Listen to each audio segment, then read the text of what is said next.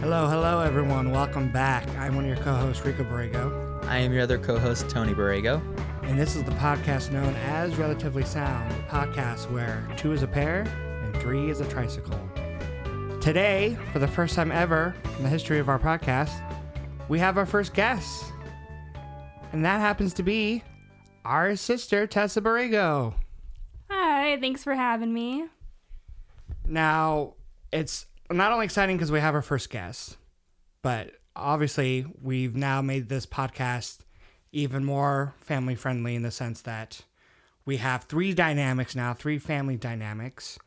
So we figured it'd be kind of fun to do another album for album episode.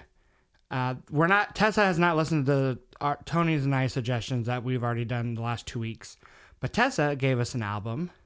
And I'll let her let everyone know what the album is. Yeah, so this album is called Chime by Dessa, and it is her latest full-length album that came out, I believe, 2018. Maybe fact check me on that.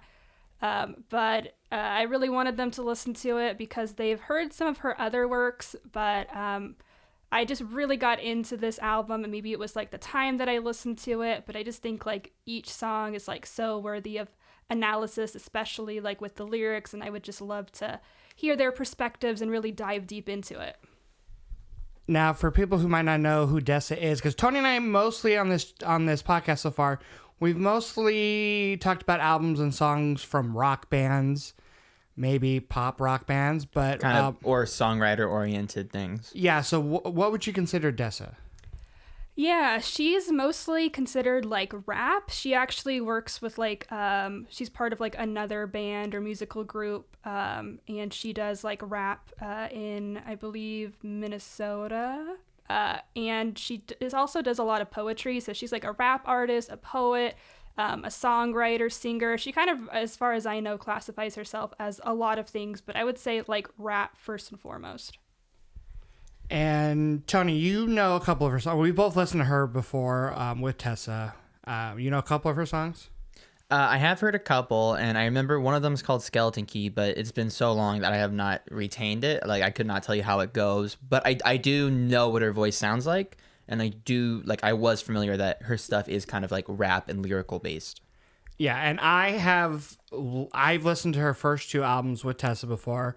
I know them a little bit better than Tony. I don't know every song by heart, but I do have a handful of songs from her I do like. So this is not a first listen to her between Tony and myself. But we have not heard any of this album before this last couple of weeks. So, this is our first time. So Tony and I kind of, because this is a different episode than we normally do, we were kind of chatting about the album this morning and yesterday, giving each other kind of our opinions, and it kind of seems like Tony and I have differing opinions on the album.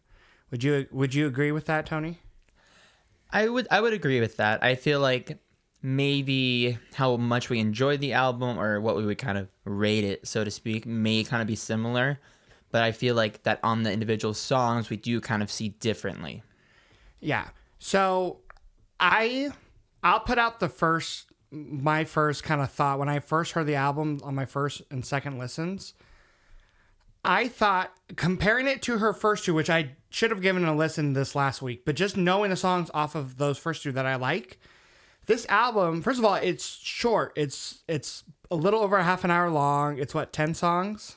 11 songs, but that 11 songs and it being under 40 minutes is still pretty short for an album. And you know, Tessa mentioned that, she's kind of hip hop rap, but this album is by far way more pop oriented than her first 2 albums. I think there's a little less rapping. There's more singing. And I actually prefer the rapping as someone who doesn't listen to rap. Although there are, I do think out of all the rappers out there today, I think Kendrick Lamar by far puts out the most creative, songs and albums. I would never go out of I guess I wouldn't go out and purchase them, but like I always listen to a handful of songs from his new albums when he releases them. And for rap, for just a genre I just don't listen to as much, I do think it's pretty good. And I do think Dessa is really good too. But I was a little disappointed by the album when it came to the amount of rapping on it. I mean, do you think that that's a fair statement that this album's more pop singing? Yeah, I definitely would agree with that. I think like the very first time I listened to it, I definitely had that same kind of thought where I was like, oh, wow, like I listened to her because I really love her wordplay and her rap. And similar to you, I don't really listen to a lot of other rap just because sometimes I find it maybe too vulgar or like not creative, like not as like fresh. So I really like enjoy her as like a rap artist and like the female perspective and all that. So I think how it is more pop and more singing, even like historically looking at her other albums, like some of my least favorite songs by her are more of her like ballads. And so I was a little put off by that, but I think at least to me, her more singing songs on this album were a lot stronger than previous albums. And I think the rap that she did do, she just did so like masterfully that like by the time I listened to it like 10 times in a row, I was like not really missing it. Like I thought it was kind of refreshing actually. And then Tony, what was like your first opinion on the album when you gave it your first couple listens? So the quick backstory for me about my relationship with rap would be probably the most rap I listen to would be Rage Against the Machine, which that actually in some ways is kind of similar because it's very, like the lyrics are thought out and they seem to have a lot of meaning behind it and passion, just of course in different ways. And any other rap that I would listen to would be more like E40 or like Nate Dogg, kind of more that style, which is way different. So when I first heard this album, I didn't know how much rapping I should expect or whatnot. But I was surprised with how many melodic hooks there was in the album. And that being said, I do think some are stronger than others. Granted, any album with lots of hooks. But I was definitely surprised at that. And one thing that I did think about the album is that, as far as listening the whole album all the way through, it felt a bit lopsided in how they spaced out the tracks. Where it feels like the first half is mostly rapping, and then the second half is mostly the ballads, which that was something that Rico had brought up, if you want to elaborate on that. Yeah, I mean, the first song is kind of more, the first song, Ride, is more of, I feel like, a kind of atmospheric setup song. The instrumentation doesn't fully flesh out, which is okay. As an opener, I do prefer them to be a little bit more energetic. But going back to Tony's album a couple months ago, Incubus's album, Light Grenades, that first song is kind of similar and like it's kind of atmospheric. It's Quicksand. I mean, I don't know if I agree with that statement there, but continue. Yeah, because it's a shorter song and it's kind of atmospheric and it's kind of dark and I don't consider it like a full song. It's a song that really transitions well into a Kiss to Send Us Off, at least in my opinion. Well, I would say Quicksand is a much more theatrical song that sounds very different from the rest of the album. But and additionally, there's this odd time thing going on, which I think adds some interest within a static. No, I'm not discounting the song at all. It's just I don't think it's a song they'll probably ever perform live again unless they did the whole album. I'm sure they played it on the tour for Light Grenades, but you see what I'm saying? Like they're more likely to play a Kiss to Send Us Off by itself. The song does exist without the following song, but for this album, like Ride's still a song you can listen to on its own, right? But I do think it's to set up the album a little bit more. But then you get the two, I think there were singles on the album, 5 Out of 6 and Fire Drills, and those are a little bit more energetic. There's definitely more drums in the songs. They're more upbeat in the sense of the maybe music. Up tempo, yeah, and. Then from there, you really get a cluster of ballads, which I do think the track list and the flow of the album hurts it a little because, like right after Fire Drills, you get Velodrome, you get Good Grief, you get Boy Crazy, and you get Jump Rope. I would say those are almost all ballads, kind of. I don't think Velodrome or Jump Rope is enough to say a ballad. Velodrome is for sure a ballad. Not Jump Rope, really? Maybe, I agree. Yeah, I think Velodrome's a ballad. I think it's more low-key. Tessa, come on, back me up on this. Well, do you mean like technically speaking or like... So, well, first off, there's an elephant in the room only for me. I'm going to be vulnerable. What's a velodrome? I actually just looked it up earlier today because you know what, I didn't question it. I'm just like, this is a great song, and I always thought it was something like scientific because like I feel like Dessa does a lot of like philosophical references and things like that. But when I looked it up, it's just like one of those like tracks like that like race cars or like bikes go through, you know, like those circular kind of sloped tracks. So like it made a lot more sense because, like, you know, I thought the it was a graph lines, thing. but I thought it was a math thing. I don't know. But you guys are blowing my mind because, like, the very first thing I did after I heard the song was I immediately looked it up because I'm like, obviously this song, she says the word a lot in the chorus. I'm like, this song's only going to make sense lyrically. Now, for Tony, I'm not surprised that he didn't look it up because just because when it comes to music, you're okay with not knowing what a song means lyrically. But for Tessa, and the thing we probably should have specified at the beginning of the episode is that she has a hunger, kind of like me, but I would say even more for lyrics. She's into the music, I would say, more for lyrics than the music, where you're the complete opposite. So I'm actually shocked that Tessa didn't know what that was until... I mean, I didn't know what it was when I first heard the song or read the song title, but I immediately looked it up after, and when I did, I was like, oh, the song makes sense. She's talking about, like, doing things, going around in a circle. It's a metaphor, you know? But, I mean, does that... I feel like you could still get the song meaning without that one word. It's not like it's used in a sentence. Yeah, I felt like it added clarity for sure, but I think the major themes I still understood. But like I said, Dessa does that a lot, so I'm kind of used to her doing it, so I just assumed it was something, like, kind of really cool. Like, I think the first song I was introduced to her, shout out to Mr. Anderson, Honors English 2, because that's how I got exposed to Dessa. He made us analyze her song off of her first album called Chacon, which I didn't know what that was for the longest time either. So she does a lot of cool like concepts like that. But yeah, I think it makes more sense when you look it up, but I'm not always immediately compelled to just because that's like part of her style.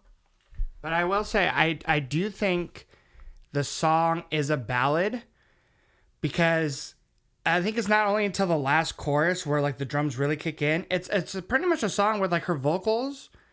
I think piano, the main thing is like the violin, which I do, out of like the ballads on this album, I think it's my favorite. At least the slower songs, since I can tell Tony still doesn't consider it a ballad. I really like the instrumentation because I said violin, but I think it's maybe a cello that you hear. It's definitely a stringed instrument. It's really pretty. It fits the song. Yeah, it's like deep and kind of scraping. Grating, yeah, so I think, and then I like the metaphor of using the velodrome. You know, again, if once you look that up what it is, you're like, oh, it makes sense. You read the rest of the lyrics. And I do think, like, the production is nice. And the song is shorter, so it's kind of like a short and sweet song. But my issue was, like, that going into Good Grief, where Good Grief to me was, that is definitely a ballad. But I don't like it as much, because not as much stood out for me. And then when we get to Boy Crazy, I'm just going to say now, my least favorite by a wide margin on the album. Like, Tony and I kind of argued about it this morning. I mean, Tony, if you want to give your thoughts, and then we'll see where Tessa stands with it. Well, okay. I felt like you weren't really seeing it with an open mind. I felt like you were just like, oh, Boy Crazy, that's stupid, and then just kind of based your judgment from there. I will say I've never liked a song named Boy Crazy, but I will say that I totally understand what the song's going for. Like, you can have a song named Boy Crazy and it be a good song. I just don't think this is the one that makes it a good song. Like, I think it's by far, I think, the weakest instrumental on the album. And lyrically too, like, it's knowing her better lyrics, even on this album, but her past albums, I just think that it's just weaker. It's a song that I feel like anyone could have done. Well, okay, well, hear me out here, though. I think you're narrowing in too much on the song. I think what I did enjoy about it is, so even if we say Velodrome is close to a ballad, at least, in that song, her phrasing of the vocals is kind of playful in a way, and that kind of is transitioning from like the rap portion, and then you get Good Grief, which definitely is a ballad. But what I liked about Boy Crazy, it was the first part on the album where she's singing like long notes, so it was cool to hear a hook that was different than all the other hooks, especially because I feel like Fire Drones, Ride, and Velodrome, all like the hooks are pretty word heavy, kind of repeated. At least Boy Crazy was like a long phrase that kind of sat. So I don't know. I think it was a nice change of pace, but I think it is one of the songs that doesn't have as much replay value because it is a little more lightweight, with the lyrics and the instrumentation. I mean, Tess, where do you stand on this song? Because I still just even reading the lyrics now, like the chorus is just, I'm just boy crazy. I'm just boy crazy. Like that's Enough just said. I know, but like I don't know. I mean, I'm not even like judging the song on relatability because I can enjoy a song where I can't relate to it at all. But I don't know. It's just like it's. I'm not trying to be The rude lyrics about are it, probably the worst. I just I'm not Sorry, saying there's weakest. I'm not saying there's no good parts about it. Like I agree, like the melodies are nice, but like the music makes it's too like sugary for me to like really appreciate the melodies. But I mean, is this one you like? I'm kind of in the middle, I think, of you two. Like, I definitely agree with Rico on that it's my least favorite song on the album. Probably not by as wide of a margin, but like by a pretty clear margin, just because I think all the others are a lot stronger. And I just, like, again, I really appreciate her wordplay. And in general, I just don't enjoy her more upbeat songs, for better or for worse. And she even talks about, like, in her book, like, she, like, has it kind of like this fun chapter where she, like, kind of jokes about like trying to take like an insurance policy out on like her like melancholy in songs, like insure it because like she felt like she wouldn't be as successful of an artist if she didn't like write from that perspective. And I kind of see what she means by that, because I do think like on the surface it doesn't seem as like complex, but I think it was a song she needed to have. So kind of like in what Tony was saying, like I do think like stylistically she needed it, and also even content wise, like again, a lot of the background, like if you've read her book, which I have, is like she does this whole like experiment like with her brain, trying to like basically like untrain her brain psychologically to get over like her feelings for like her ex, like that she's been like really like kind of just like, I don't want to say obsessed, but like just, you know, Just can't really get over hung up about it. And so I was kind of reading some analysis about this song earlier, which I thought was a kind of a cool perspective. And they were saying basically that she's trying to, in this song, maybe create a persona like, oh, I'm just boy crazy. That's why I like him, and try not to like get at like, oh, like I have this actual attachment to it. So I think she did kind of need it just to make her own story complete. But I agree, it's not one that I would just listen to on its own probably. But You know, I will say with that explanation, I do think it's important to remember that just because it's called Boy Crazy doesn't mean it's just her, helplessly in love with a boy, which, I mean, I guess you could kind of say that. But I do think, I think for a song being called Boy Crazy, it does have a different angle on it. Granted, I don't think it's the most groundbreaking angle, but I think that is a valid point. I will just say, the last thing I'll say about the song is that I kind of will agree. I'll take the statement Tessa said about her melancholy, and I do think it. And Tony can probably back me up. It's hard to write happy songs because you either write a happy song and it sounds happy, but it can be like overly happy, it can be corny, it can be cliche.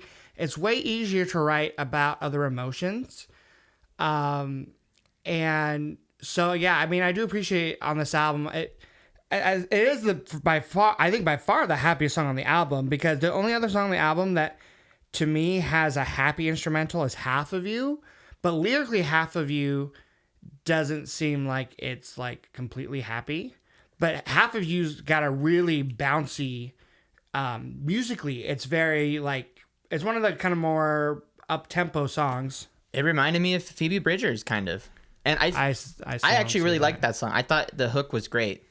But really quick, the last thing I want to say about Boy Crazy is that I feel like she could have, like, when I read the title and then I first started hearing it, I thought she was going to be singing, like, in a character kind of, like, because here's the thing.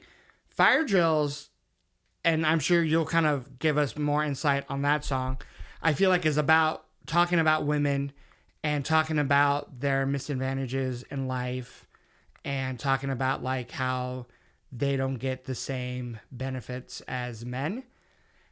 And then to have like a couple songs later to have a song called Boy, I don't know. I don't know. I'm not, again, she's totally fine to write a song about significant others and stuff. I have a ton of songs, you know, like that, but I don't know. I just feel like it could have been done a little better. That's the last thing I'll say.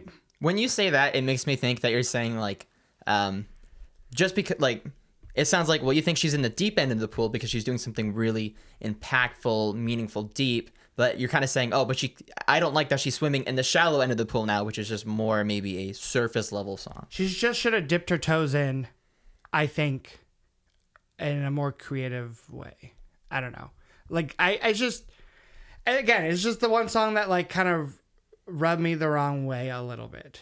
Like, I don't know. But I kind of want to switch gears to, I know we didn't mention Half of You, and I do want to get back to that one, but I talked about my least favorite. When Tony and I were talking about the album this morning, he said he did not really like Fire Drills, and that is my favorite on the album. Well, it's not I don't know if I would say it's my least favorite, but I think it is pretty repetitive. And I will say something too. What? It's not that repetitive. It's not even that long of a song. She says, she does the chorus twice, and then there's the outro part where she's singing We're Running Fire Drills, which I think is very creative because I don't know if you notice, she kind of skips a beat when they're doing we're running fire drills.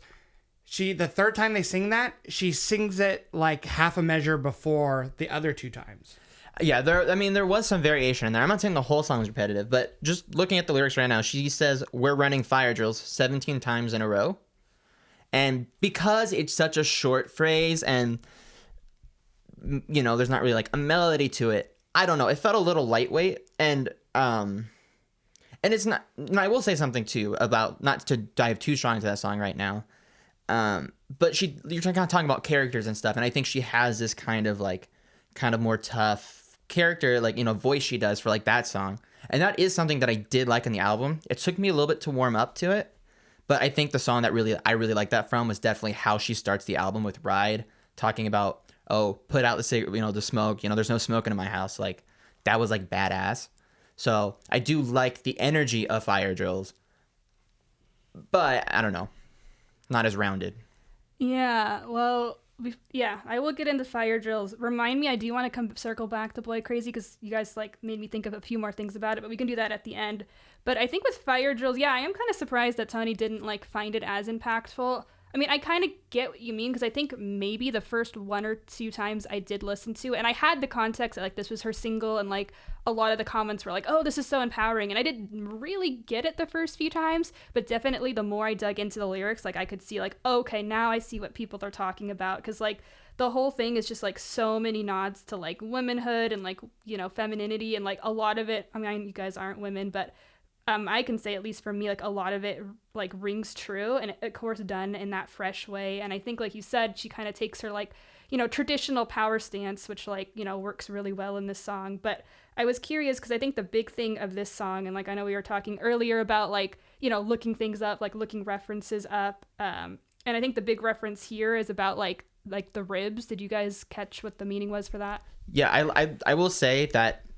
Not that I'm discrediting the song or saying I don't like it because of this, that I got, at least I think I kind of got the general message, but there's a whole lot of references, like you're saying, nods that I know nothing about. So maybe that is something that, not consciously, but maybe that was something that kind of maybe didn't grab me as much with the song. I will say on my first listen, I jotted in my notes down. I'm like, why is she singing about ribs all of a sudden? Because she's hungry. But then my second listen, I'm like, oh, it's obviously an Adam and Eve reference, right? And then Tony this morning, he asked me, is it an Adam and Eve reference? And I'm like, yeah, at least as far as I know. That's what I got from it. I will say the chorus, I like the outro way more. I like the part that Tony doesn't like as much, the repetitive part. I actually really love that part. The chorus, I don't know. The rib imagery is less impactful to me than some of the other. She's a little bit more straightforward in this song, which I like. There's a line about, as women, having to cut their hair and tape their chest down and stuff like that. That I thought was more impactful. The opening line referencing Peter Pan, I thought was clever. Especially because Wendy, she's the, female protagonist in that movie and story. And then you have the Lost Boys, the boys. Honestly, I had no idea that was about Peter Pan. And I guess I've never seen it. And then I liked it. At the very beginning of the music, it has this, I don't know if it's a sample, but it kind of has an Indian kind of sound to it. Not quite Bollywood, but in that same genre. And then she mentions the Taj Mahal, so I don't know if that was intentional. Yeah, I think it was. I was actually reading about that, and I think you're right on it. I think she references like those places because I believe she actually like visited those places like while on tour, while traveling, and I think she was influenced by the music. So that's cool that you picked that up because I didn't necessarily pick that up, but I think that just adds even more, which is pretty cool. But yeah, I think probably the target audience was like, I mean, it was for everybody, but I think the people who are going to get the most out of it are probably going to be women because they can relate to it more. But yeah, that's interesting. You like the outro more. I agree with Tony. I definitely like the verses and even the chorus more. Like the fire drill part is fine, but it doesn't like, I like the other parts a lot better. I do like the lyric "We're running fire drills." But that's why I like it so much because I like like when you just read that line "fire drills," I had no idea what the song would be. Like obviously when you read "But Crazy," the song title, I knew what the song was going to be about. It could have been about something different, but she didn't make that, But Fire Drills, I had no idea what it was going to be about. Even 5 out of 6, I didn't know what it was going to be about. And then, of course, Valodrome, I didn't know what that was before I looked it up, so I had no idea. So I like that, because there's lines in here that are very straightforward. I think a woman's worth, I think she deserves a better line of work. Like, that's just, there's no way to misinterpret that. But then the Fire Drills part is like, okay, she using that as a metaphor as like, this is just practice. Like, they're practicing for, like, when they finally will get as much, they'll get what they deserve as much as what a man gets, I like the line, "A woman on her own must be from out of town." Yeah, I like that. I like the line about like, where was it?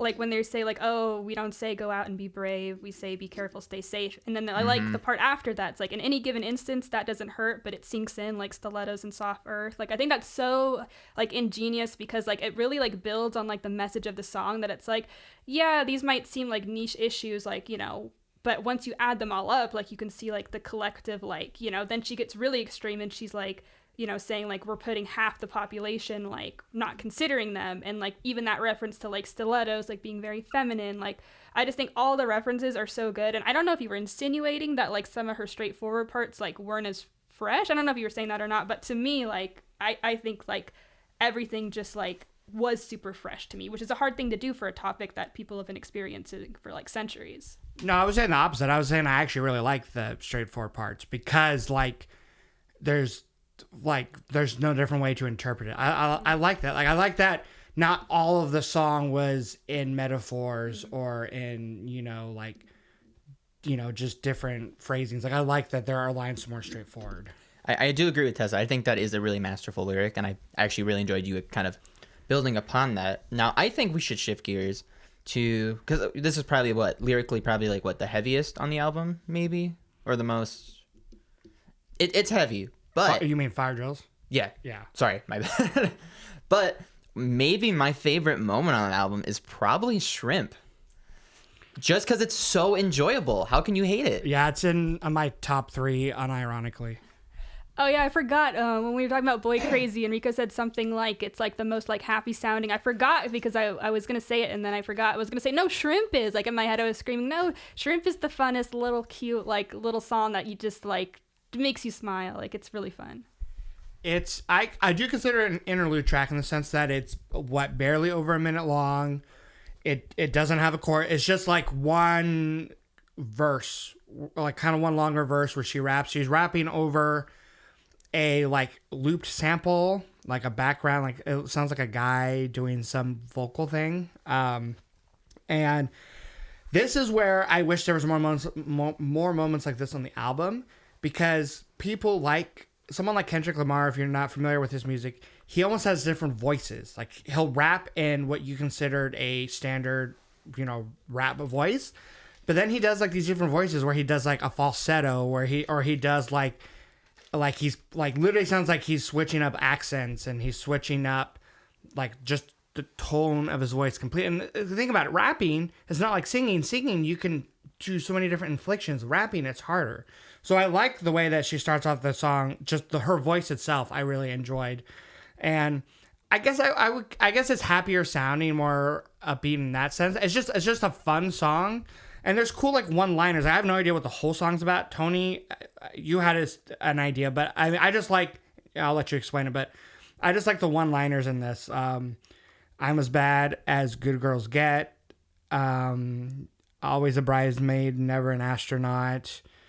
Talk real fast when I get nervous, rap real fast, but that's on purpose. Like, there's just a lot of good one-liners.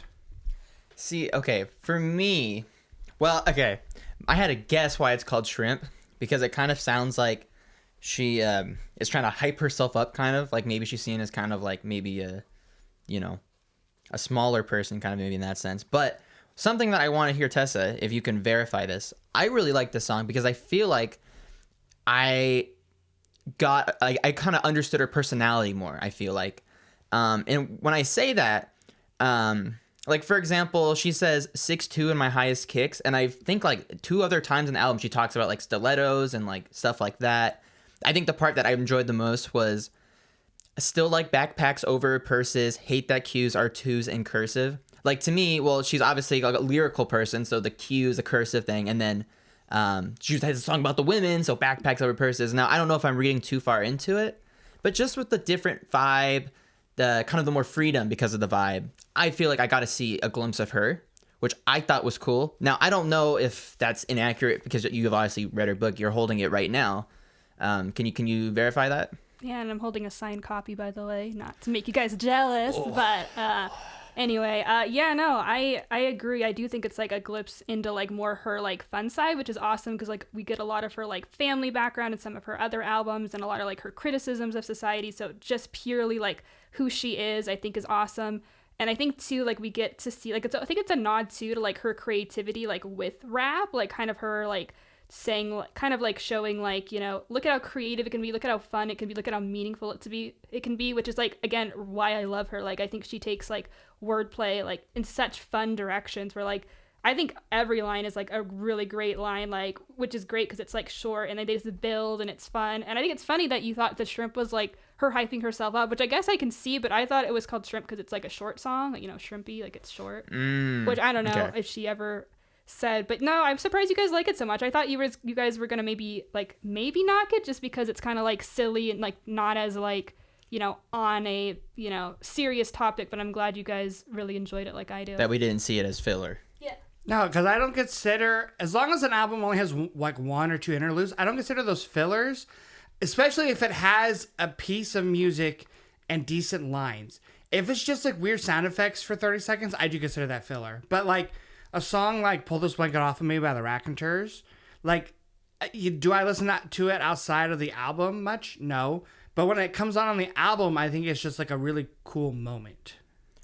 I mean, what about the album you gave me, Hot Thoughts, Us? I feel like that's a transitional track that you don't like, that you would say is filler. What song? Us? Hot Thoughts? Oh, I didn't hear you say Us. I just heard you say Hot Thoughts.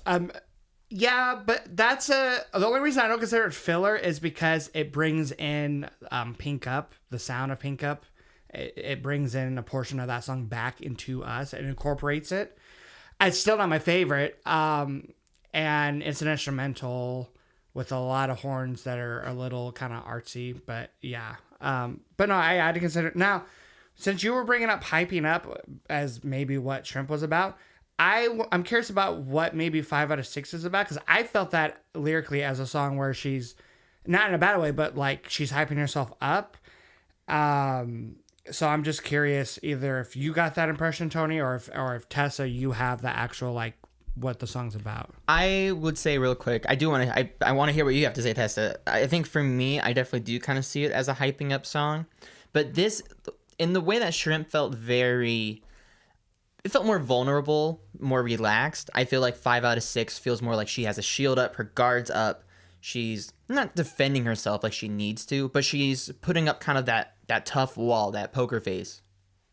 Oh yeah, no, I agree 100% with that. I do think, like you said, Shrimp is more vulnerable and like playful, and then this is more like you said, like not that she needs to defend herself, but like kind of like, you know, probably thinking of like what critics think and like, you know, going against that. So I agree with both of you guys. I think that those are really fair points. I do think I liked it coming out of Ride, the first song. I liked it because like I mentioned before, I think Ride is like a nice setup song. Like it has really cool lines and it has a cool mood, but again, it's not a song I'm going to listen to a lot unless I'm really in the mood for it. But I felt like the beginning of 5 out of 6, like the rapping is really fierce. And then like the whole 5 out of 6, I'm like, is it a sports reference maybe? Or like she's saying like, I got almost, almost a perfect score on something, 5 out of 6. I thought the chorus was not as catchy as like the chorus in Ride, but I thought it was still pretty good. The only part of the song that I was a little like about is like the horns after the first chorus. I don't know if you guys caught those or remember those. It's just a little instrumental moment that like doesn't happen again, and it's just was a little like, did I like that? I don't know, but I like the bridge. I like the rap style, how it kind of like gets more intense. There was a standout line where she sings "I got an octave on you," which I thought was like funny, like witty. Yeah, that's a cool line. I thought maybe the chorus was repeated one too many times. I think the song could have been a little shorter, but see, something that I'm noticing from all of our analysis is you're seeing the songs as having like you're really identifying. Oh, here's the structure. Here's the pre-chorus, the chorus, verse, and stuff. Which I don't really. When I listen to these songs, I'm not focusing on that. I guess I'm looking more the direction of the lyrics more so than actual sections of the song. Well, see, those were like my first notes because when I do give an album a first listen, really for any band, even outside of the podcast, I usually don't have lyrics in front of me. Like I want to just experience the song with just my headphones and that's it. And I don't necessarily like to know what like the meaning of the song or if there's a ton of history behind the song. I just like to listen to the song. And that's where I get a lot of my notes for like the music, production, stuff like that, melodies. And then I like to look up what the songs are about lyrically, So maybe that's the only reason. And then also this week, the whole month we did our other 2 album suggestions and both like those were definitely Odd Soul and Holy Bible. Like Odd Soul has both, Odd Soul's kind of jammy, but it has different parts. And then Holy Bible like definitely has a lot of parts in a lot of the songs, so they're real clever structures. Yeah, and this song is more, I would say, like a standard rock pop album where it's mostly just like verse, chorus, verse, maybe a bridge. This was the most song on the album. Yeah, but I liked it coming out of Ride, and I will say because you guys talked about Ride more than I did. I do like Ride. Like I like the opening line, like Tony liked. I don't know if you guys caught this. The song begins with what I almost interpreted as a like turn signal noise. Like it has like this kind of like, I think it's maybe keyboard, but it sounds like a turn signal noise, and which I thought okay because the song's called Ride, and she's literally singing about like my rides here, which I do like that part of the song. I thought that part's catchy. And then I was like, oh, did Olivia Rodrigo steal this for her song Driver's License? Because that's how her songs begins. But hers definitely is a turn signal noise, where this was like, I think, a different instrumental that maybe just happened to sound like a turn signal noise. Or maybe they were just trying to kind of replicate it, without trying to... Maybe they thought an actual turn signal would be a little too cheesy, so maybe they just kind of did like a nod to it. Yeah, because this song predates the Driver's License song. Predates Cars. Yeah. But... So like, I'm curious what you guys like. We kind of talked about Velodrome already and Boy Crazy, but like we haven't really talked about Good Grief, and because that's my weak. I think that's to me the weakest part of the album, because like I like the first 3 songs because they're catchy and there's more rapping and they're darker. Then you get what I consider a ballad in Velodrome, Good Grief, even Boy Crazy I consider kind of a ballad, and then Jump Rope. That's the hardest one to decide, and we don't have to. I'm just calling them ballads because to me they're slower songs that took me a little bit longer to get into. But then Shrimp and Half of You are more upbeat, so my ears just perked up more. And then you kind of end with 2 more kind of slower songs. So I'm curious if you guys like notice that when you listen to the album. I mean, you've been listening to the album for a long time, so you might not notice that. Tony probably noticed it more because this is our first listens. And let me throw something out here because, once again, like the track listing and the flow is definitely a critique of Rico's and mine.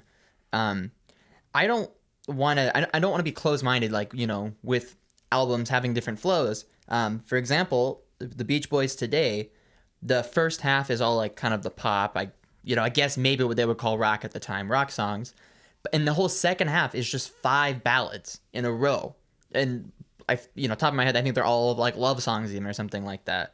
And I think that can work well.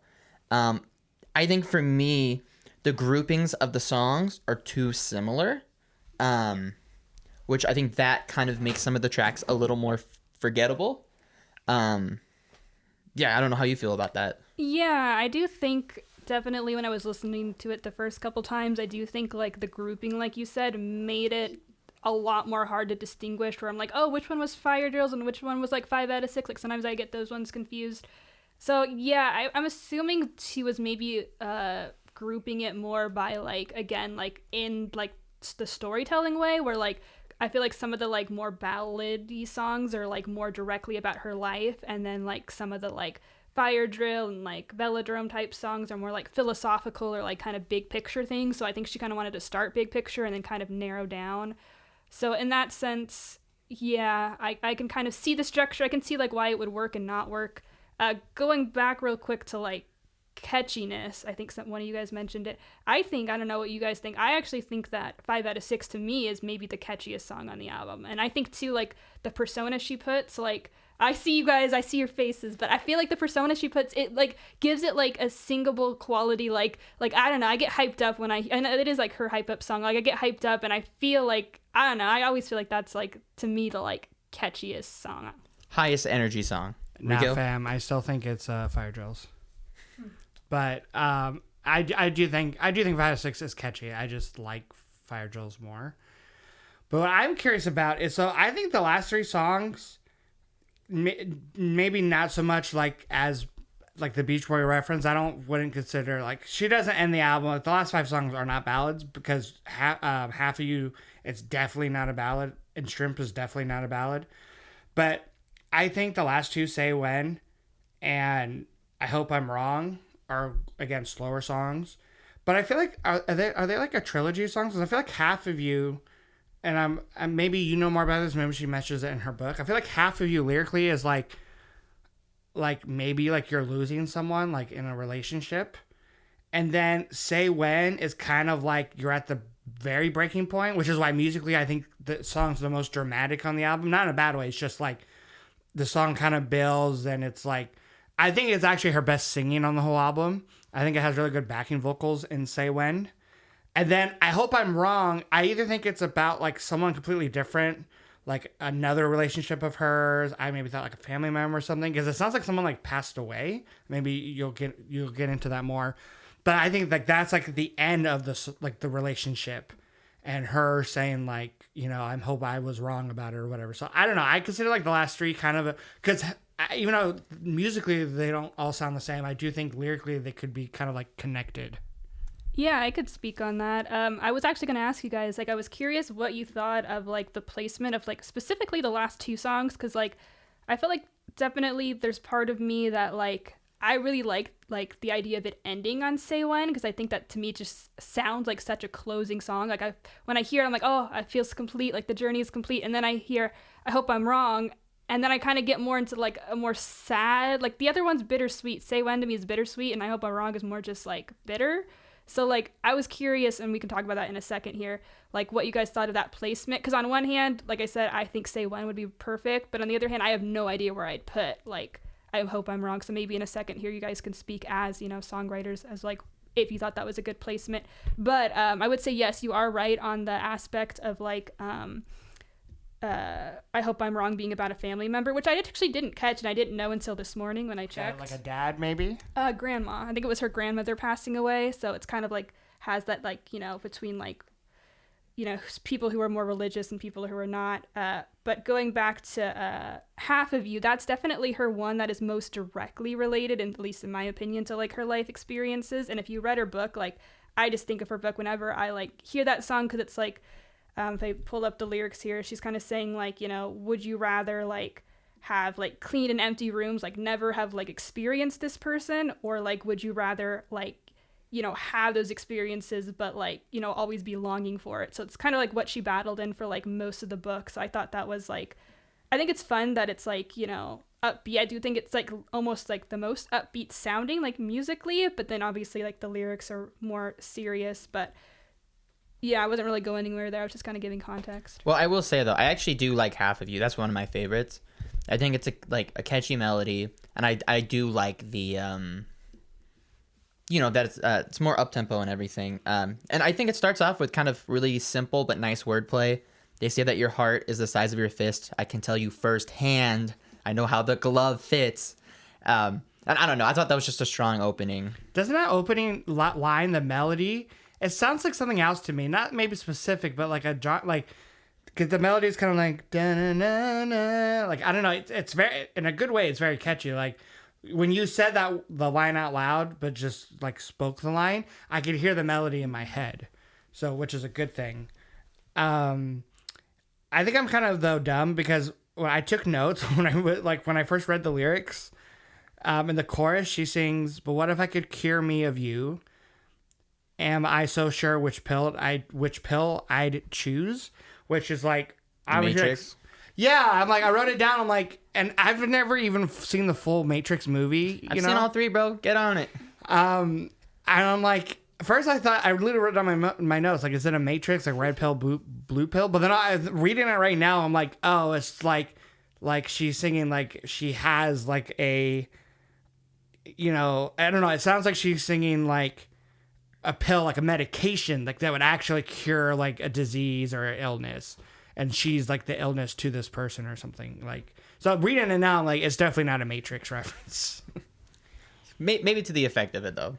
Yeah, but the chorus is really catchy in the song, and it's definitely one of those songs where musically it's definitely happier than what the lyrics are, which I like. I like songs like that. That's kind of my favorite thing. Yeah, but Tony, did you like Say When? And then I have an interesting idea about Say When, but I'm curious if you liked that song because it definitely is a slower moment, but then like I said, I think it builds, and I think it does have nice vocal layers. Now, I do see what Tessa's saying. I do think that it kind of is more the instinctual closer for the album, but I do sometimes like when you think the album's ends, but then there's one more kind of final note. And I'm going to be honest, I'm not going to say too much about Say When because I had a really hard time internalizing that song. And I think maybe that's because I really liked Half of You, but something about the last 2 songs kind of blended for me. I know they sound different, though. I'm not saying they sound the same. Something that I did want to point out, and it's kind of a reach, though, but I noticed that Say When starts off, "Here's my paper crown with a glass of flat champagne," and then, I hope I'm wrong, also kind of at the beginning talks about pouring bourbon, but, it has more of the negative connotation with it. So it was kind of interesting that the songs were kind of similar yet contrasting at the start, which I do appreciate that. I did have a question for Tessa about that line you mentioned with the paper crown. When I first heard it, I thought it was like a callback to her song. What is it called? Matches to Paper Dolls. Is that possible that that's a callback? Yeah, I could see that. I feel like she does like as with many artists, like have certain things she's drawn to, and I do think like that kind of like doll imagery, like childhood toys, arts and crafts. Like she has like sewing, like songs with like sewing and like that sort of thing, and like I do think that could definitely potentially be a reference to that. And then my other thing I caught with this song was when I heard the title, and then specifically like the way she just sings like the chorus, like tell me, or was she singing say when, tell me, say when. I'm like, lyrically, I'm like, what if the song was like her being the person that Dave Grohl is singing to in Everlong? Because in Everlong, no, hear me out. In Everlong, the chorus is, "The only thing I'll ask of you is you got to promise to stop when I say when." And I'm sure, I'm like almost 100% sure, like that was not her intention. But like I was like, it's just like when I think of the word "say when," like I know it's like a phrase, but I'm like, I think of that more when I think of that. I think of Everlong for some reason. I don't know why. It's like the chances of Dessa being the receiving end of Everlong is Everlong, almost none, but there's still a chance. Yeah, I mean. Well, that reminds me of the time where we're listening to Dessa's album that has the Springsteen cover, and then we saw the title, and then Rico's like, what if this was a Springsteen cover? And he didn't think it was, and then it was. Yeah. Oh, yeah. I was going to tell the story earlier, but I'm glad you reminded me because I would have forgot. Yeah, we were listening to her third album, and yeah, we were listening to it together, and I had the CD, and I looked in the back of it, and I'm like, oh, this next song is called "I'm Going Down," and I'm like, Bruce Springsteen has a song called "I'm Going Down," and like we joke, like, what if it was a cover? And it starts off completely different than the Bruce Springsteen version. His version is like upbeat, like down, like palm muted guitar, And hers is like this reverb drenched, like picked out, and I might even be in a different key probably. And it wasn't until she started singing the lyrics, like we sit in a car outside your house. The second she sang that, I'm like, okay, yeah, this is definitely a cover. Like that's literally the lyrics from the Bruce Springsteen song. So I'm just gonna say that I think I'm onto something here with her. I think I know more about her than you do. Oh, I see. Well, going back quickly to Say When, I actually really, really enjoy Say When. And I think it's interesting because I don't really connect it to much else on the album. Like, I think it could be like a standalone song, but like, I don't know, like, I can't even explain it because there's not even like specific lyrics necessarily that like are like, I could argue are stronger than other lyrics. But like, I feel like the vibe of it is like, I get like this kind of, like I said, like really bittersweet vibe. And I like, I especially like the lines where she's like at the end, like, I don't let go, I don't give in, I don't bow, I don't bend, I won't say no. I won't say when, I fold for no one and I always win. Like, to me, that's such a, like, I don't know, even like the way she sings it, almost like vulnerable, like almost like defeated. It's almost like you get that vibe of like somebody who's like, you know, like a perfectionist who's like really defensive, who like is like almost to like a fault where like they can't really help it, but like at the same time, like it like serves them too in life. So it's like, I don't know, to me, I just like, I really connect with it, even though it's like the lyrics aren't, you know, like they're good, but like they're not usually that like wordplay, like, you know, necessarily that she like I really enjoy from her. And usually what I like from her are like the clever, witty, you know, rhyming type lyrics, and this is like more of that vulnerable one, but to me it just like really works beautifully. I think you explained that well, and that kind of enhances the song for me. I think the line that kind of summarizes that is and I forget where the line starts, so hopefully it's not too out of context, but to unlace is tough with both hands and gloves. Like, I think even though that's such a small part of the song, I think that does kind of speak volume. And for me, like, I know I'm having a little trouble just remembering top of my head, but I think this is a song that could grow on me more. It didn't, I don't know, I didn't think it was necessarily as catchy. I know you did, Rico, you were saying that you like the musical elements of, like, the backup vocals. So where would you kind of rank this? Because I know Shrimp's in your top 3. Would this be beside it with this and Fire Drills? No, because my top 3 would probably be Fire Drills. And I don't know, like I like Ride and I like 5 out of 6 more than Say When, just because they're gonna be songs I'm more in the mood for. And even Half of You, like, I'm not always in that kind of poppy mood, but if I was, that song would, you know, just musically really, you know, like hit for me if I was in that mood.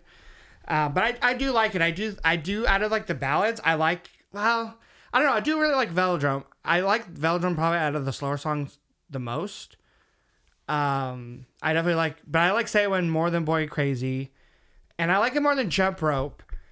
Jump Rope is like the song that's most middle of the album for me. Like, it's the most like, I could take or leave. Like, I think the instrumental is better than Boy Crazy, and to me, my favorite part of that song is just the melody. For some reason, when she sings and it runs, she's like, and runs and runs and runs. Like, there's like a little melody that's different the third time, which I really enjoy.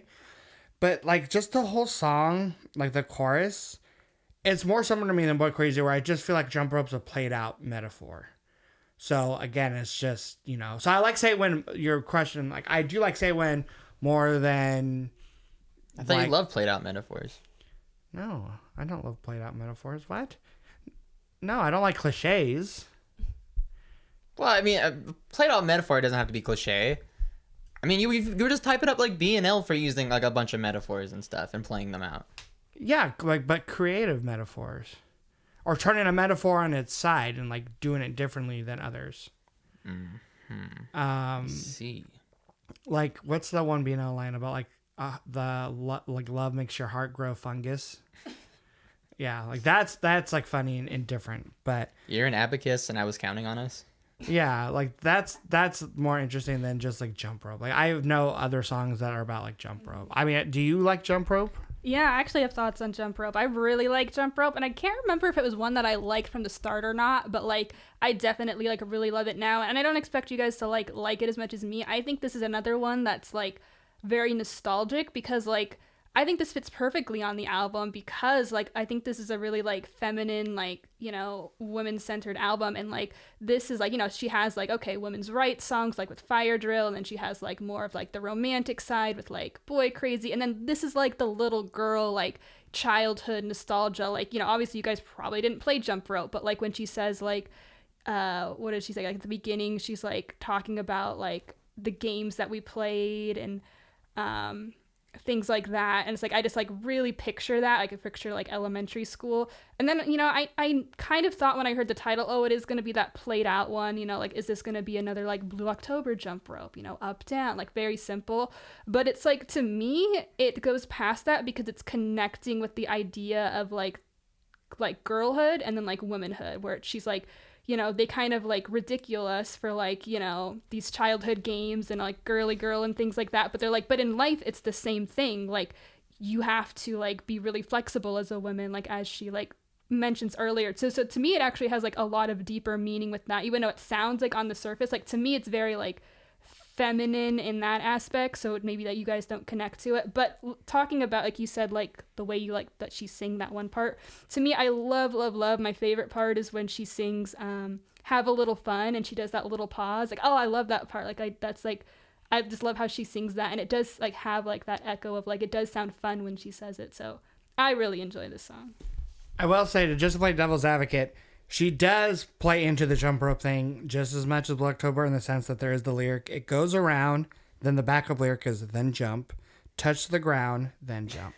I understand like she takes it to another level that like a band like Blue October did with their song called Jump Rope, but I don't know. I just can't get into this one as much. Like this one has not grown on me, where like all the others, this one and Boy Crazy did not grow on me, where the rest of them did. Like every other song on this album that I didn't love on first listen, I grew into, but this one I just can't. I'll chime in on this one. I like this more than the Blue October Jump Rope. I'll say that for sure. To me, this is like, this and Half of You both have like probably the strongest melodic hooks in there, and they're not as dragged out of a hook as Boy Crazy, and it's a longer hook than like Velodrome or Fire Drills.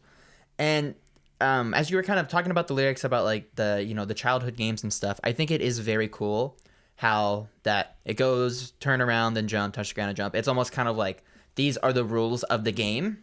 And then without really any transition, she talks, wake up to find work and look for love. Like kind of like, oh, that's your next step. That's what you're doing. Like it's kind of a sudden shift, but it's kind of done in a subtle way, I guess, which I don't know. And of course, because these lyrics they have depth to them, definitely hearing different people's perspectives impact how I interpret the song and my feelings on them. But this is one I did like, though. And to Tessa's point, she said, like, maybe we can't connect to it as much because we didn't play jump rope growing up. It's true, I did not play jump rope growing up much, but had Dessa wrote a song about wall ball or funnel ball or foursquare, then yes, I would have connected to that more. It's going down. I do want to really quick. I hope I'm wrong. I know, Tony, that's one that you thought it kind of like was a little too much like Say When, in the sense that they kind of blended in together. I will say I think that one could grow on you more as well, because I kind of see it as it's kind of like a moody way to end an album, like a song like Disappointed by the Frames. It ends their album For the Birds. No, it doesn't. You're right. It doesn't. But it's like that's the Say When. Well, yeah, I guess it is, but. Or like it's like a Locust, where it kind of ends, another Frame song that ends their album, where it's just kind of like, it's kind of dark, it's a little moodier, but it's like to the point. Like Disappointed is also a song where it's like to the point. And I feel like it's, again, I think this one too, if you read the lyrics, again, I didn't know it was about a grandma, but I had a really sneaking suspicion it was about a family member that she was close to. Again, because I read the lyrics and I read that like, I hope I'm wrong. I hope you're up there after all. I'm like, okay, I think she's talking about heaven. Sounds like she believed in heaven, and this other person, Dessa did not believe in heaven, but this other person that she's singing about did believe in heaven. Right, I got that too. And you mentioned something about like whiskey earlier in one of the other songs. This one mentions bourbon, pour one out, so there's a connection there. But it's a fairly like short closer, and it's like I don't know, like it's pretty to the point. But I like that it's a little moodier. To me, it's kind of like Ride, but more serious than Ride, a little darker than Ride. But it kind of, I like the way the album gets bookended. I did notice that too, actually. Although Ride's a little bit longer, then I hope I'm wrong. But I did appreciate the shortness of it, because I felt like if they put like another like 4-minute song after Say When, then I would objectively be like, that was a bad decision. I think maybe if I have more time to sit with these songs, because I wouldn't consider them as catchy, and like reading the lyrics, it doesn't grab me as much on the first read or two. But I do think it has potential to grow for me, and I don't think it's gonna get in my top 3 or 4 for sure, but it will definitely, I will appreciate them a lot more, I think. Yeah, I agree with that. I don't think it's in my top. I do like it, and I wouldn't really say that there's anything like wrong with it. I do think it, to me, sounds like more disconnected from the album, and more like it could be like on Parts of Speech, is one of her other albums. But yeah, I don't know. It's like on one hand, I do like it after Say When, but on the other hand, it's like kind of abrupt. Which, did you guys mention where would you have put it on the album if you were putting it? Like, I'd close the album with it with I Hope I'm Wrong, because it's, again, like I said, it's I've listened to albums where it ends on like a moody piece, and I have no issue with that.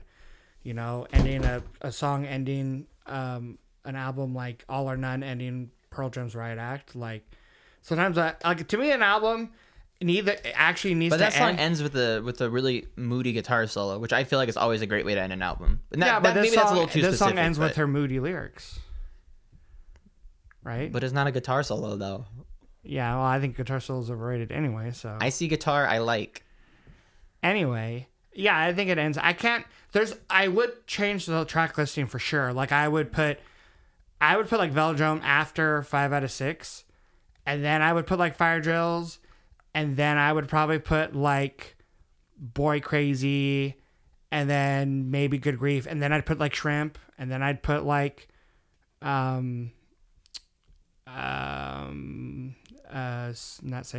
of You, and then but I would keep the last 3 the same. My issue was just the middle of the album. Like I do think the ballads, or at least what I consider the slower songs, I think those should have been kind of broken up a little bit more. But I would put Say When I would put I Hope I'm Wrong as the last track.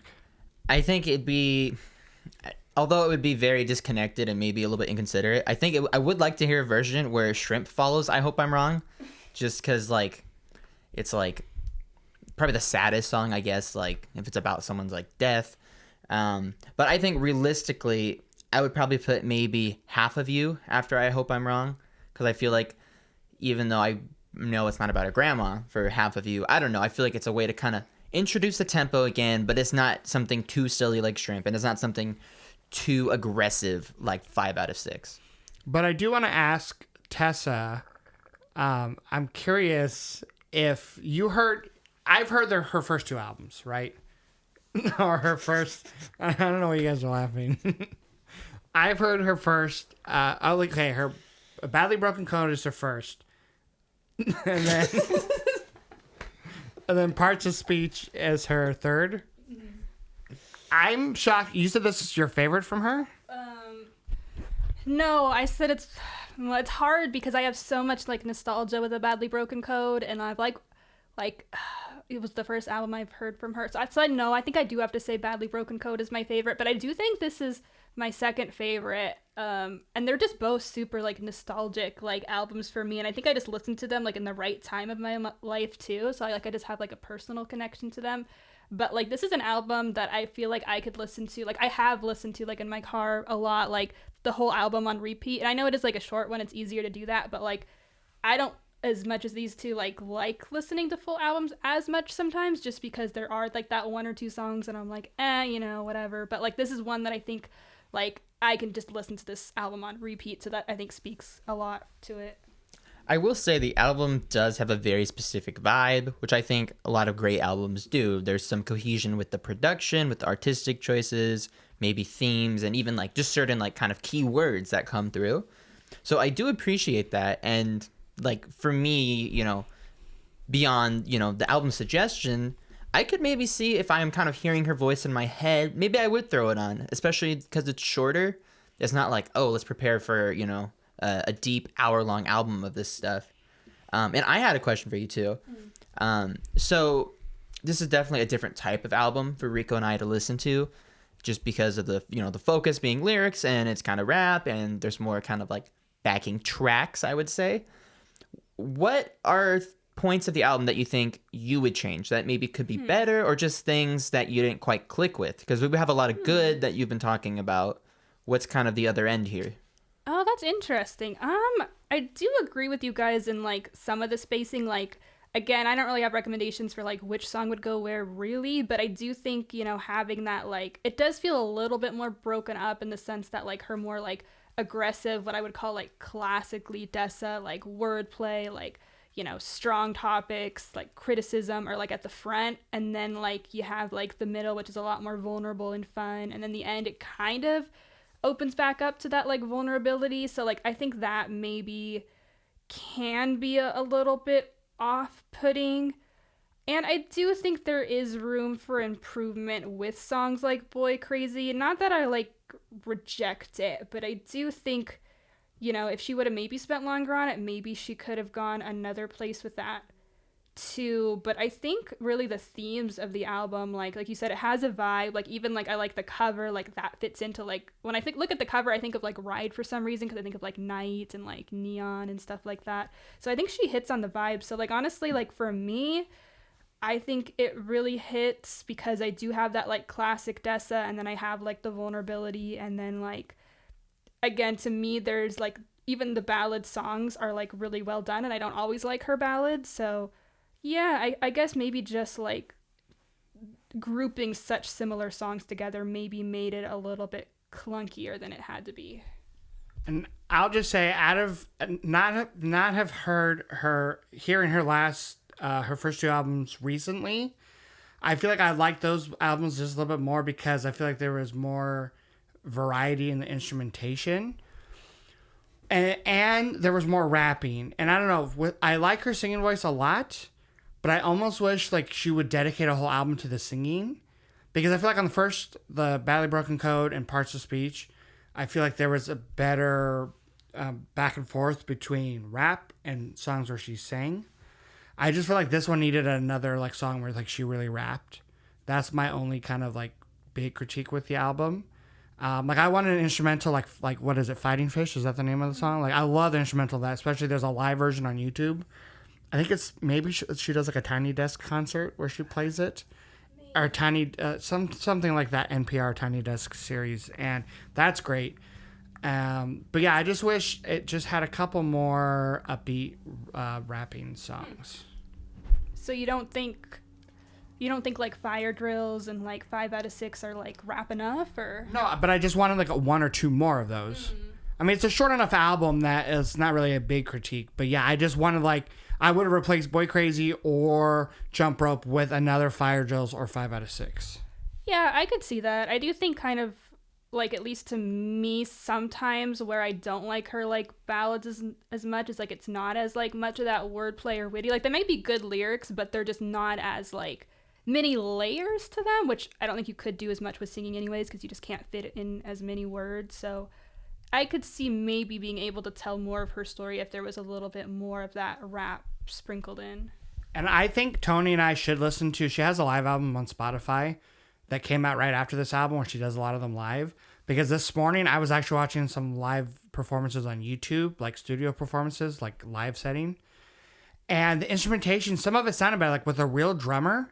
The song sounded more like full, and Tony and I would probably agree that like I think it would be cool to hear her like with a band, even if they're recreating some drum loops or keyboard loops or sounds. Like it would be cool to hear like I said, that basically a remix kind of like that Fighting Fish song, that live performance I see on YouTube.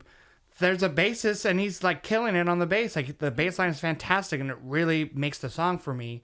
But I feel like the studio version, it's not as, you know, prominent, and it's just, yeah. I mean, looking at the live album just on Spotify here, since you said it, do you think you would appreciate Boy Crazy a lot more? There's a chance, maybe not lyrically, but or melody wise, but musically I could. I've not heard it, but yeah, musically, if someone like added an extra keyboard part or guitar part or drum part, there's a chance I could at least appreciate it more. I will say I do agree with you about the instrumentation. And I'm curious, I'm kind of more intrigued to check out maybe her other albums, hearing that there's kind of more variety in the music portion. But I do think that in the context like this, where the music is basically a backing track, which that's not a slam. There's time and a place for that. It would be nice to hear it feel more lively and quite literally more like kind of a live mix of that. That would be cool. And also, I'm curious to see what her inflections are like in real time. Yeah, I agree. I forgot I was going to mention that because I think you guys definitely understand the music side more, where I do think like, yeah, that's where it maybe sometimes falls flat, where it's like I don't really ever have that musical connection with her that I will with like other bands when there is like that guitar solo or that like violin or whatever. And that's I guess why I focus in more on her lyrics. And I don't know if they would compete at all. Like I don't know if it'd be like overstimulation, but having seen her live, I do think there is like a lot more power in the music. And so I think like in future albums, I would love to see her, like not spend more time on the music, but maybe like make it more of a focal point. Well, do you guys have any other last comments on this particular album? Going once, going twice. No, I'm just glad that you guys were able to hear it and maybe kind of appreciate maybe a genre you aren't as familiar with. But no, I think I'm just excited to hear kind of what she does in the future. And if she kind of still, I mean, I guess we can end on like on prediction. Do you think she's going to keep like this vibe and this route? Or do you think like when she releases her next album, it's going to be completely different? Well, I mean, it's hard to say because she has definitely released an EP since, like in 2021 or 2, or maybe even 2020, that I know you maybe haven't had a chance to check out. And I know you don't consider it's definitely not an album, but that already would be telling you more about which direction she's going to be in. Well, So it's sometimes hard to band will say. kind of do like a one-off EP that's but off track. this was further enough. Like this album was in 2018. The EP was definitely in the 2020s. So I definitely think, and Tessa mentioned that she did some like quarantine songs, like a lot of bands and artists did. So I definitely think she's probably already writing either a new album or a new batch of songs, whether it's an EP. So I would have to listen to that EP first to really kind of give a prediction, but I could see her probably sticking with this route. I mean, I think between all 3 albums or 4 albums, she does like to. Her singing's been improving, and she's been doing more of it. So I definitely think I don't see why she would abandon that unless she just did a totally different subject. Me not knowing any of her other albums, I'm going to make a shot in the dark. I'm going to say this next album coming up is going to be a continuation into more singing. And then I think after that, she's going to go back to roots. Yeah, I can see that. And I did want to say, just to clarify, I did enjoy listening to this album. Thank you for the suggestion, Tessa. I think it was a good pick. And I can't say that I'm going to listen to it every week, but I think I will revisit it for sure. And I will check out the live. I would be really curious to see her in that setting. So far, the only album Tony will listen to every week coming from this podcast is the Tragically Hips Fully Completely. That is true. I haven't started listening to it every week yet, but I will. But yeah, we're really glad that you took the time to come on the show and to be our first guest ever. It's a lot of fun. Hopefully next time we can give you an album. Tony and I will agree on, we won't make you listen to 2 albums, but Tony and I can maybe agree on one together to give you. That way, you can, do the full album for album experience. Start thinking of your next album though, because, you're always welcome. Even, if you want to do an episode where you're on Zoom with us, that would be cool. And is there anything that you want to plug to our 3 listeners out there or anything? No, not really. Thank you again for having me and for being able to see this perspective. I thought it was really interesting kind of seeing it from the male perspective because there was a lot of feminine themes. So I thought that was kind of interesting to see what you picked up on and what you didn't. But no, definitely I would love to have you guys give me an album, and to our, listeners out there, let us know too if you would be interested in hearing us discuss our favorite lyrics of each other, since we all do songwrite in some capacity. I think that could be fun. Does good. Well, I think that'll wrap it up for this episode. We'll be back next week for our last episode of the month. Tony and I are still planning it. We're going to try to do one more in person. So look out for that. Until then, we hope everyone takes care, and you'll be hearing from us soon. Bye-bye.